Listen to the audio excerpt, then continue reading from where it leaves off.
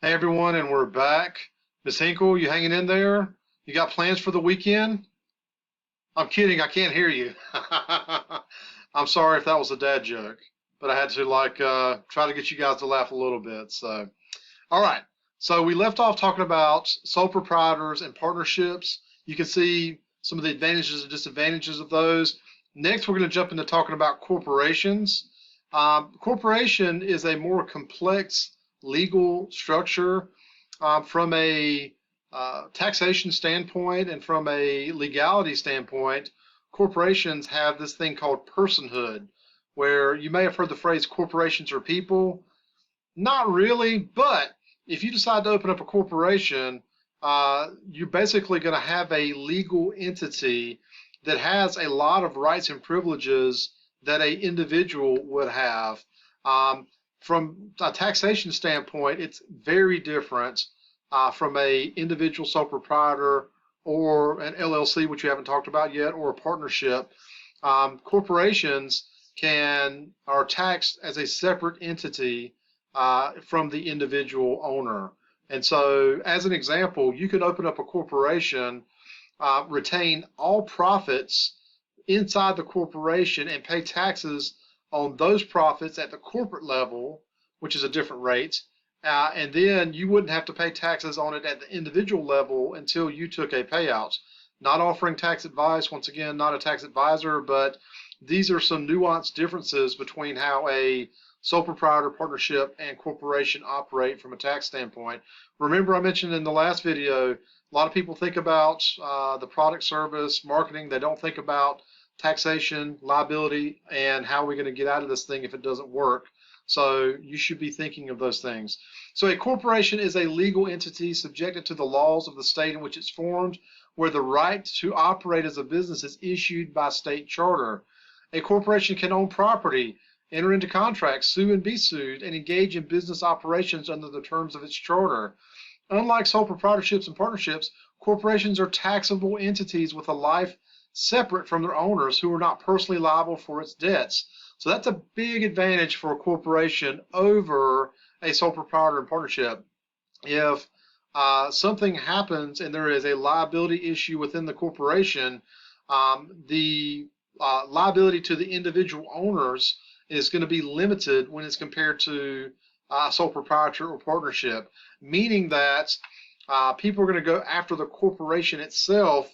And in some cases, we'll go after the individual, but more so, the corporation is going to be a line of defense. Now, that's not to say that if you engage in illicit activities, that you're not going to be charged as an individual and prosecuted. So we want to do things on the up and up.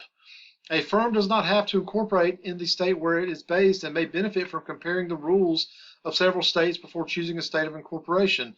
Although Delaware is a small state with few corporations actually based there, its pro-corporate policies make it the state of incorporation for many companies, including about half the Fortune 500. So I actually show a documentary in class, and I need to start showing some in your class about business activities. And one of the documentaries I show is on Netflix. It's a series called Dirty Money, and it's about the pharmaceutical industry. And this one business operation was responsible for opening up and maintaining about 700 different corporate entities. And basically, a lawyer from somewhere else would call this company and say, "Hey, I need a company set up in this state for the benefits that this state offered," and they would set up a company and just use basically the tax benefits of that state of incorporation in order to benefit from that. It's not unusual for entire corporations to incorporate outside of the country to use those tax benefits in other countries. Countries have a competitive advantage if they offer competitive corporate taxation structures and benefits. You will draw in companies to come incorporate into a country if you offer competitive benefits. If you create regulations that are anti-corporation or anti-business, it will actually cause companies to actually leave your country and go set up shop somewhere else.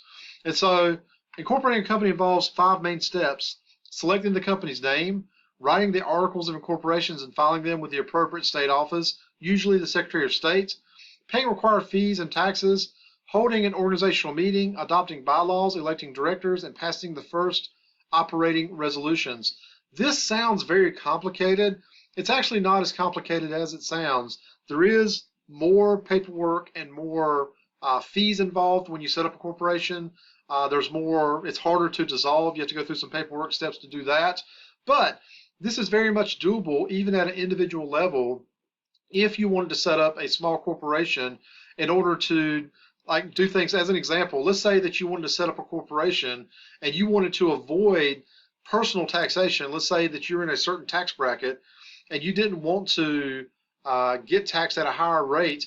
So you said, I'm going to set up a corporation with the goal of retaining profits in that separate business entity, and I'm not going to take any income myself for X number of years or for a long period of time.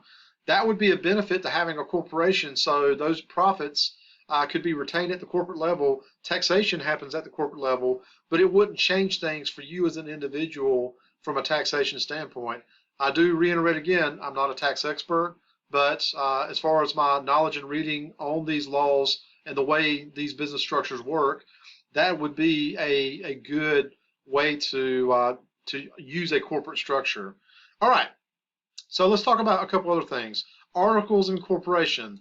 Articles of incorporation are prepared on a form authorized or supplied by the state of incorporation. I've looked into it with the state of North Carolina. You just request it. You have to fill it out in this template base and then resubmit it.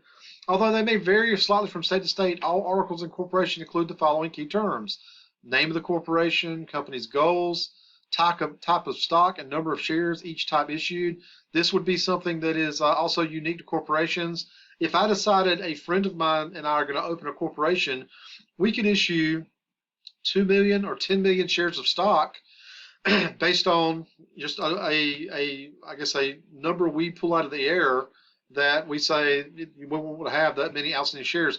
The interesting thing about that, though, is if my friend says at a future date, I need money, I'm going to sell half of my stake in the corporation to a third party, they can sell, if the bylaws allow, they can sell part or whole amounts of their shares of stock to a third party to receive a cash payment for that.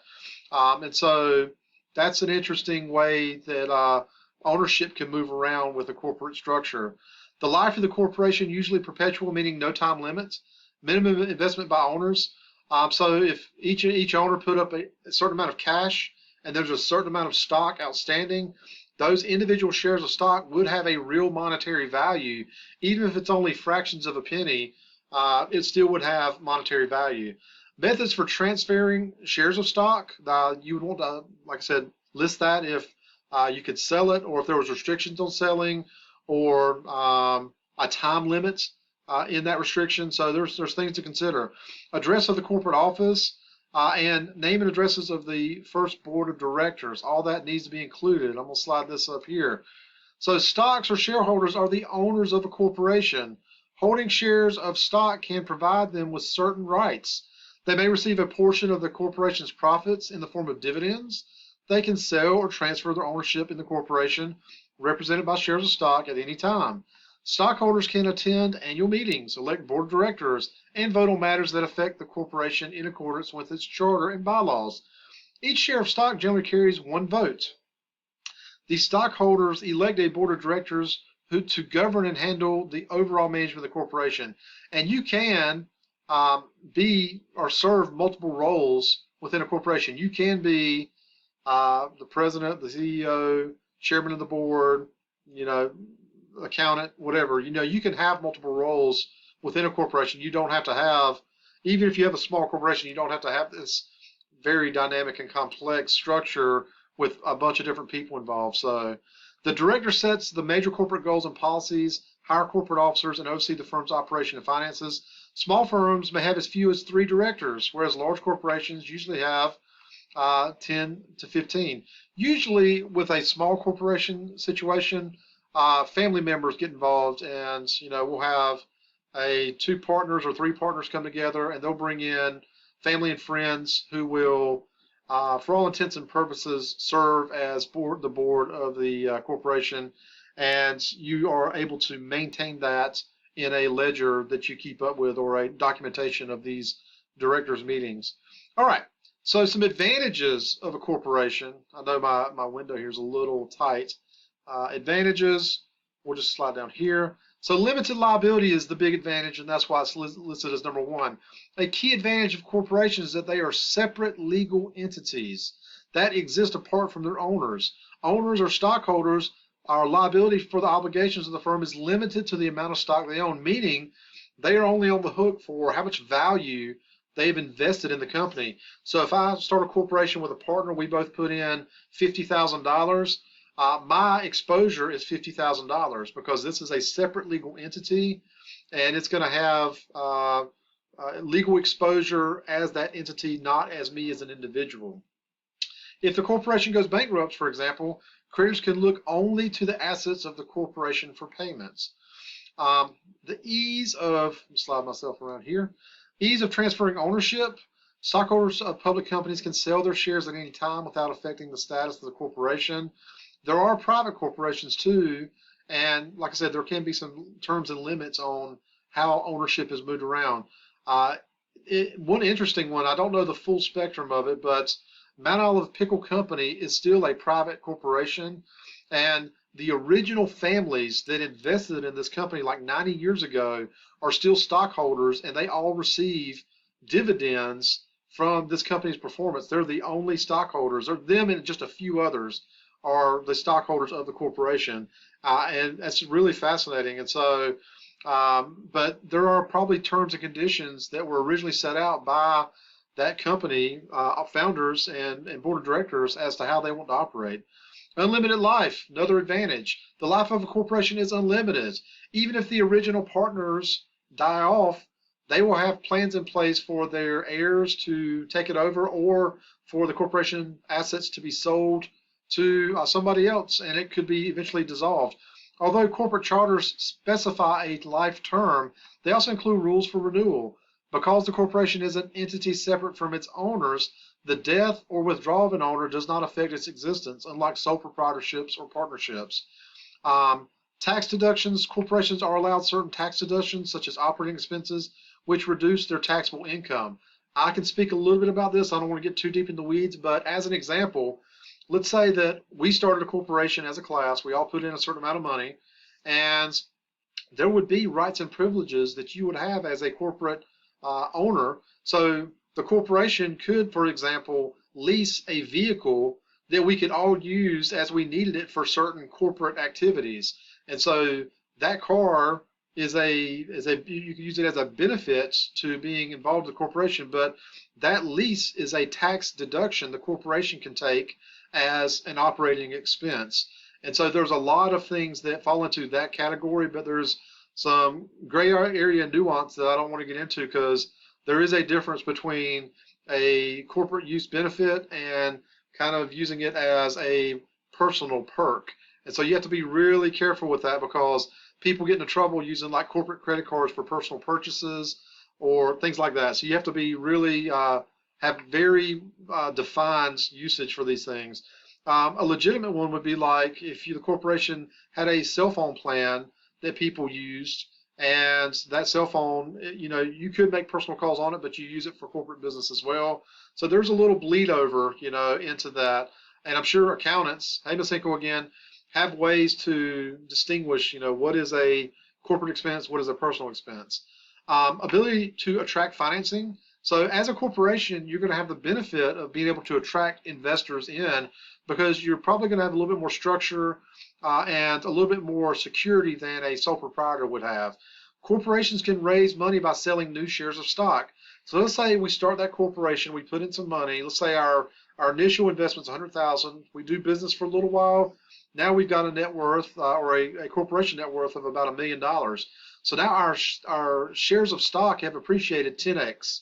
And so we could sell 10% of the corporation and get $100,000 in cash back out of the corporation that we could use for whatever we wanted. We could use it for infrastructure for the corporation.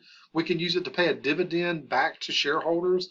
So there's a lot of different things you can use it for. Most corporations use that money as operations capital, capital they can use to reinvest